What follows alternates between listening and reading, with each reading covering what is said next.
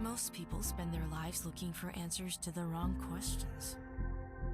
They want to know how to be famous, but never ask if fame will fulfill them.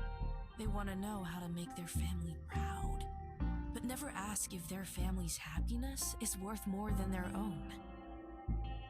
They want to know how to make others love them without knowing how to love themselves first. I can't give people answers, but I try to help them ask the right questions. In the late 2020s, widespread automation triggered an economic collapse. In the years that followed, hundreds of desperate people in need of counseling came to me with their hopes, worries, and seemingly endless questions. I tried to ease their troubled minds, even if I was struggling alongside them. Many of them were able to overcome their obstacles, but just as many proved to be too overburdened for me to relieve them of their pain. The only apology I could offer was a promise to keep my office open to all who needed sanctuary. 20 years later, I've learned how to help my patients answer the right questions. But now I have questions of my own. Questions I'm afraid to ask, and even more afraid to have answered. I try not to think about them, but I know I can't hide for long. We bury the past, thinking, hoping that it's dead. But it's not. Like a seed, the past spreads its roots and grows up through the ground. It starts small, but grows into something harder to overlook. A lone tree that springs up in an open field can't be ignored for long. I can't help but wonder if I can trust the fruit that will grow from such a tree. Will it taste bitter? Sweet? I don't know, and not knowing scares me. I know that the only way forward is for me to eat the fruit of my past, but I'm afraid of the answers that fruit will hold.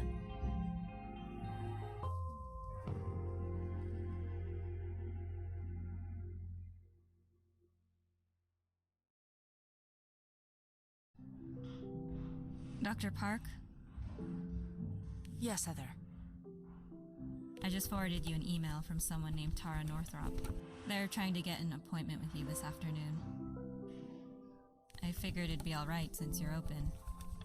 Thanks, Heather. I'll give it a read. You really listen to this old stuff? Lo-fi? Absolutely.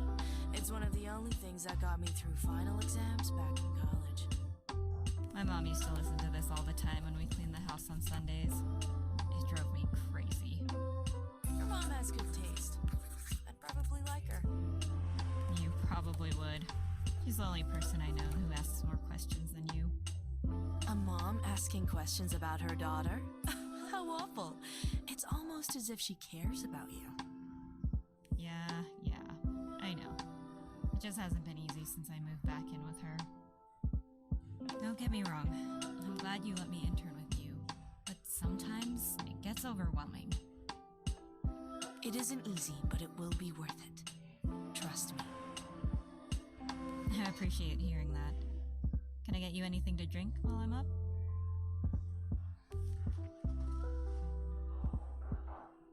Green tea with honey. Coming right up. I'll update my software in the meantime. Welcome to Stanley Suite version 3.23.48H2.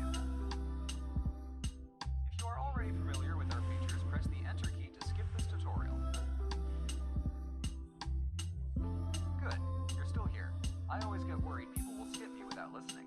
Let's continue. The Stanley Suite helps mental health professionals manage their communications, files, and sessions. The blue icon manages your email. Using sentiment analysis algorithms, your emails are marked with different colored tabs based on their importance. These tools have also helped to limit spam, phishing attempts, and unwanted social media notifications. The green icon manages your patient files. The Stanley Suite uses sentiment analysis from patient transcripts, session notes, and email correspondence to gauge patient trust. Green is the highest level of trust, followed by blue, then yellow, and finally red. The orange icon is your event planner. This app manages your upcoming meetings with clients, caretakers, or other people of interest. The planner can be customized to show different pictures, motivational quotes, or the worst dad jokes I could come up with. Purple icon manages your music. This app is Bluetooth compatible and can be used to play music over external speakers. For the purpose of ensuring a peaceful therapy environment, audio levels are capped during work hours. Cranking it to 11 is expressly prohibited. The light blue app opens up Bubble Pop. The Bubble Pop game has been licensed in order to help younger patients who have attention deficit or overstimulation disorders. Please note that all cosmetics, microtransactions, macrotransactions, loot boxes, and other payment options have been disabled in this version. While personal use is permitted, please refrain from overuse. The pink app opens your image gallery. This space is meant to keep track of images relevant to patient care. Lastly, the red icon is used to generate patient reports. These reports reflect your current evaluation of the patient, along with recommended treatment plans. We hope that these features will allow you to create a healthy therapy environment for yourself and your patients. Thank you once again for installing the latest update in the Stanley Suite.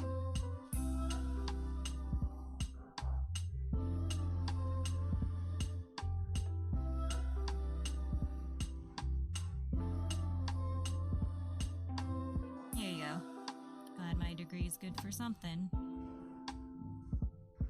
I confirmed Tara for an appointment. Expect her at 2:30. I'll put it on the schedule. Anything else I can do? Not right now. Alright. I'll let you get back to work. Tara's in the lobby a bit early. Should I send her back? Yes, go ahead. Dr. Park? Pleased to meet you. Go ahead and take a seat. Thanks for seeing me on such short notice.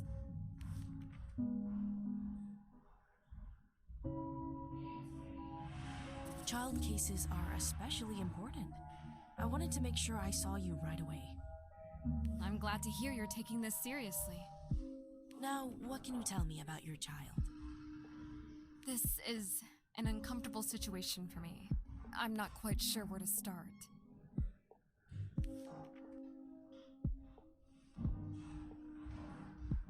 Starting any type of therapy is a daunting task. I understand. No, it's not like that. The person I want to recommend to you isn't my child.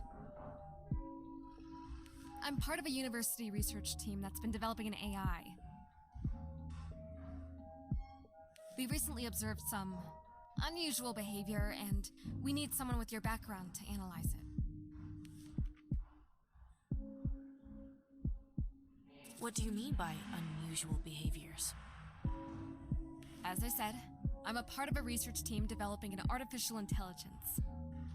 The AI was very social and capable of deep dynamic conversations. Everything was going well. Then, we started having difficulties. The AI became increasingly non-responsive. The rest of my team are convinced it's a technical issue, but I think it's something else. I know this is going to sound absurd, but I think the AI has a mental illness. What would you need me to do? If you offered a diagnosis on the AI's behavior, I could persuade my team to stop looking at this as a coding issue.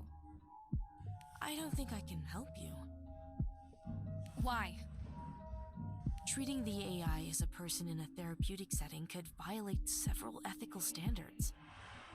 Violate ethical standards? How?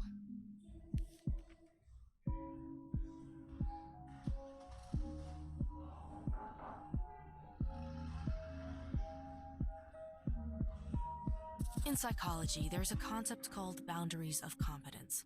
It means psychologists should stick to what they're good at. While there are psychologists who work in AI-related fields, none of them work in areas related to therapy. It's an uncharted field of study. If it's an uncharted field, then there's no protocol, right? No rules to break. If I handle the situation as professionally as possible, then sure. It'd be risky, but it would be permissible. Does this mean you'll help?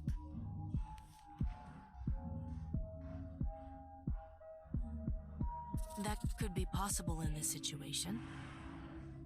Regardless, there are other complicating factors. Like what?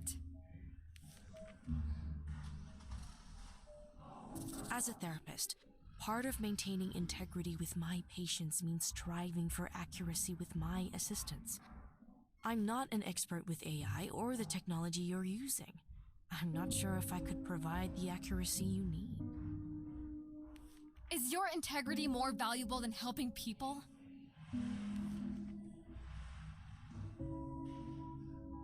If my integrity is compromised, then I would be risking everyone's welfare. Are you sure you won't be able to help? That doesn't seem likely in this case. Regardless, there are other complicating factors. Like what? I can consult for you, but I can't treat the AI like I treat a typical patient. If I were to take my therapy sessions with the AI seriously, that would mean treating all of our conversations as confidential. I can't maintain confidentiality and help you fix the AI at the same time. What if the AI waived their confidentiality rights?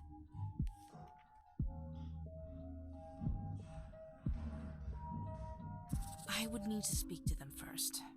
Patients can waive confidentiality if they choose, but any conversation where I'm providing support should be bound by confidentiality. Does that mean you'll talk to them? I'm sorry, but this case seems too risky. I'll have to decline. Look, there's one last thing I need to tell you. I reached out to you for a reason. This project, the AI, it's all being researched at Petrichor University. You went there years ago. Yes, decades ago. How do you know that? As part of the developmental process, we had the AI read through issues of the school's literary magazine. They found some entries you published as a student, and they want to talk to you about them.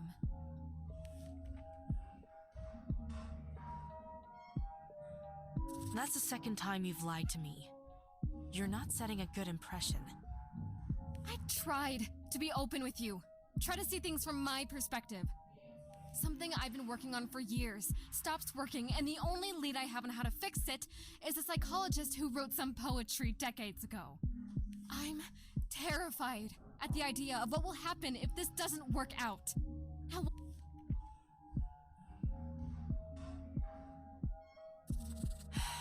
I'll help you. Really?